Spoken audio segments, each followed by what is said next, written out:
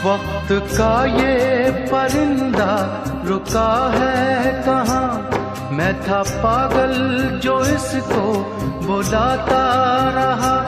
4 पैसे कमाने में आया शहर, गाँव मेरा मुझे याद आता रहा।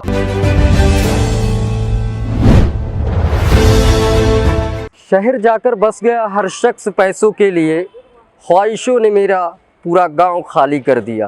ख्वाहिशों का सफ़र पूरा करने के लिए गांव की पगडंडियों से होते हुए आने वालों की रफ्तार शायद वरिष्ठ IAS हीरालाल ने बड़ी ही शिद्दत से महसूस किया होगा।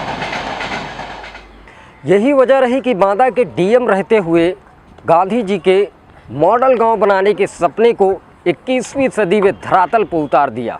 देखिए रिपोर्ट। आज़ादी के 7 दशक से भी ज़्यादा बीत गए, लेकिन गांव की 70% आबादी के ज़ुबान पर अब भी शहर की सूरत गांव की अपेक्षा चांद सितारे जैसी ही दिखती है। हालांकि आती जाती सरकारों ने गांव को गांधी जी के सपने का गांव यानी मॉडल गांव बनाने का प्रयास तो ज़रूर किया, लेकिन अभी भी कुछ गांव ऐसे हैं जो विकास के पथ से कोसों दूर हैं। ऐसे में हमेशा गांव को लेकर चिंतित रहने वालों में एक बड़ा नाम राष्ट्रीय स्वास्थ्य मिशन उत्तर प्रदेश के अपर प्रबंधक निदेशक वरिष्ठ IAS हीरालाल का आता है, जो पूर्व में बांदा जिले के DM भी रह चुके हैं। एक किसान परिवार से ताल्लुक़ रखने वाले वरिष्ठ IAS हीरालाल ने बांदा DM रहते हुए मॉडल गांव बनाने की शुरुआत की थी, जिसका उद्देश्य था ग्रामीण विकास, एक नई सोच, एक नई पहल, जिसकी तारीफ नीति आयोग ने भी की थी।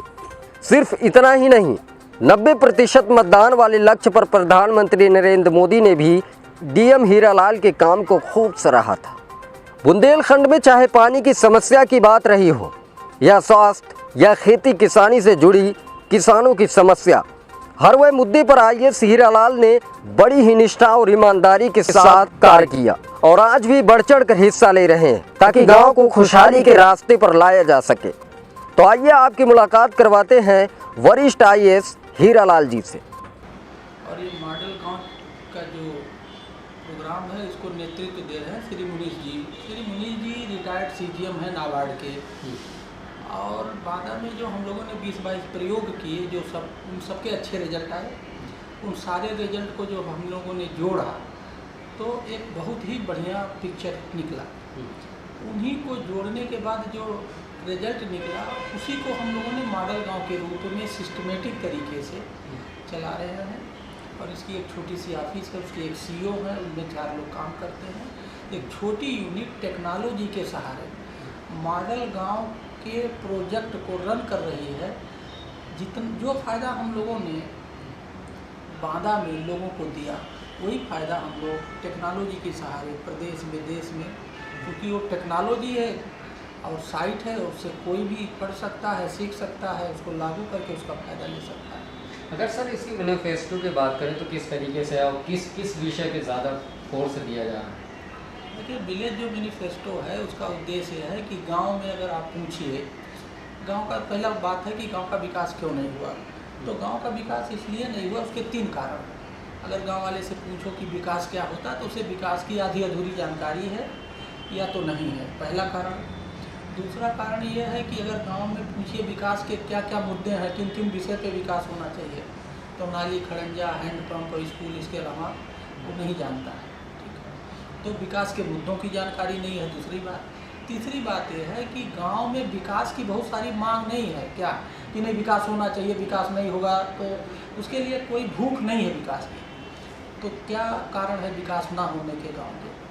विकास के बारे में अधूरी जानकारी है या नहीं है, विकास के मुद्दों की पूरी जानकारी नहीं है, and there is no demand for the development. तो जो विलेज मैनिफेस्टो है, ये उसमें हम लोगों के 25 पॉइंट्स हैं विकास के, उसमें 25 मुद्दे हैं, 25 इंडिकेटर हैं, वो इन तीनों का आंसर है। तो विलेज मैनिफेस्टो के माध्यम से हम लोग गांव में एक माहौल बनाते हैं। हम लोग गांव में एक हंगामा खड़ा करते हैं। हंगामा किसका? विकास का हंगामा। एक हंगामा टाइप का माहौल हो, एक चुनाव टाइप का माहौल हो, सभी लोग विकास के लिए आतुर हो जाए कि भाई नहीं विकास होना चाहिए, डिमांड डेवलप हो जाए। और सभी लोगों को, गांव के एक आदमी 2 आदमी नहीं, गांव के सभी लोगों को वो 25 मुद्दे पता हों, सफाई, दवाई, कमाई, पढ़ाई, विवाद रहित गांव स्थापना दिवस हम लोगों ने 25 बनाए। तो ये विलेज मैनिफेस्टो का वर्क है और ये पर्पज है क्या हम विलेज मैनिफेस्टो से चाहते हैं। हमने एक बिहार से एक वीडियो वायरल हो रही थी चुनाव के समय, और एक आदमी बहुत ही गरीब, बहुत ही लाचार व्यक्ति से जब पूछा गया, किसी मीडिया वाले ने पूछा कि आप क्या चाहते हैं, तो उसने कहा था शिक्षा। तो ऐसा लगता है कि वक्त अब बहुत ज़्यादा गांव के लेवल पे भी चेंज हो गया है। हाँ, देखिए ये बात सही है कि इधर 10-20 सालों में मैंने भी ये महसूस किया कि गरीब से गरीब आदमी अपने बच्चे को मजदूरी करके, रिक्शा चला करके, जो भी जतन हो वो जतन करके अपने बच्चों को शिक्षा देना चाहता है, और ये बहुत अच्छा संकेत है, इंडिकेशन है। तो जो आप बात कर रहे हैं उससे हम सहमत हैं कि हर आदमी, अब चाहे वो गरीब हो चाहे धनी, हर आदमी चाहता है कि उसकी जनरेशन शिक्षित हो। आप तो सर बांदा से खास करके बुंदेलखंड का इलाका है, और जहाँ खेती और दूसरी चीज़ ये है कि शिक्षा का भी स्तर बहुत ठीक नहीं है। ऐसे में बहुत सारी समस्याएं हैं गांव से होते हुए, अब तो लखनऊ शहर में है। क्या महसूस करते हैं कि जब गांव ग्राम में सबसे ज़्यादा किस चीज़ की ज़रूरत है? देखिए, गांव में जो समस्याएं हैं तो उसका समाधान ही गांव में है। लेकिन मेरा ये व्यक्तिगत मानना है, जो मेरा अपना अप्रोच है काम करने का, कि अगर गांव की समस्या है तो गांव में ही समाधान है। लेकिन हम लोग भटक गए हैं, गांव में समस्या है, समाधान शहर में ढूंढने आते हैं। तो अगर हम लोग इस सोच को बदलें कि गांव में समस्या है तो गांव में ही समाधान ढूंढें, तो ये ज़्यादा बेहतर होगा। जैसे पानी की समस्या गांव में है, तो पानी, जैसे मान लीजिए पीने के लिए और सिंचाई के लिए पानी चाहिए, कहाँ चाहिए? गांव में चाहिए। समस्या कहाँ है? गांव में। तो अब क्वेश्चन आता है, इसका समाधान कहाँ है? पानी कहाँ रहता है? कुआं, तालाब, नदी में रहता है। पानी के घर क्या है? हाउस क्या है? कुआं, तालाब, नदी। ये तीनों कहाँ मिलते हैं? गांव मिलते हैं। तो अगर हम लोग कुआं, तालाब, नदी जहाँ पानी रहता है इसकी सुरक्षा कर दें, इसको ठीक ठाक कर दें, हमें समाधान, पानी मिल जाएगा, समाधान हो जाएगा। लेकिन हम लोग इधर उधर भटकते हैं, हम कुआं, तालाब, नदी पे जाना नहीं चाहते हैं, काम नहीं करेंगे। तो समस्या और समाधान अगल बगल ही है, लेकिन हम देख नहीं पा रहे हैं समाधान को।